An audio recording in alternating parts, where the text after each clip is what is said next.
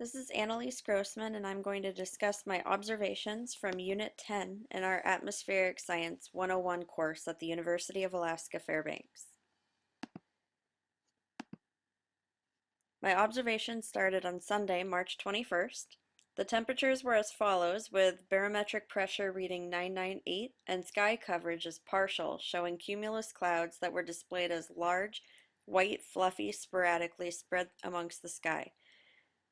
The wind reading was 2 miles per hour coming from the northwest. My next day was Monday, March 22nd. While the temperatures and barometric pressure calculations are shown, the sky was a bit more covered, showing more cumulus clouds, again shown by their dominant puffy white appearance. As far as precipitation goes, there was nothing to report. However, the wind miles per hour was 1, coming from the northeast.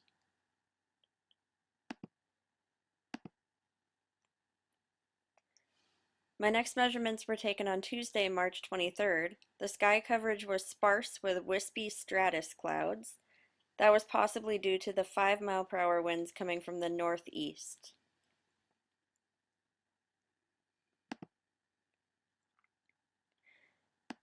My next reading is from Wednesday, March 24th. As you can see, the temperatures are rising and the sky coverage was at a 0%.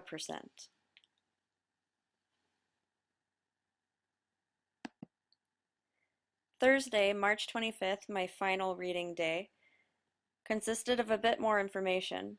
The temperature rose to a max of 47 on both left and right readings, while the 4-mile-per-hour winds did not seem to alter the large, fluffy cumulus clouds. There was no precipitation, and sky coverage was very minor. The red plot indicates the measurements taken by the National Weather Service throughout the week, while the blue indicates the readings shown on my own digital thermometer from Sunday, March 21st through Thursday, March 25th. As you can see, the differences in relative humidity and dew point temperatures vary widely per day.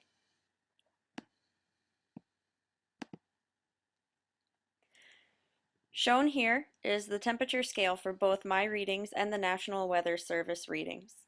This graph indicates the temperature readings from each day, Sunday through Thursday, and although these temperature readings were taken in completely different areas in the Fairbanks area, my temperature readings were not far from the posted readings taken for the purpose of this class.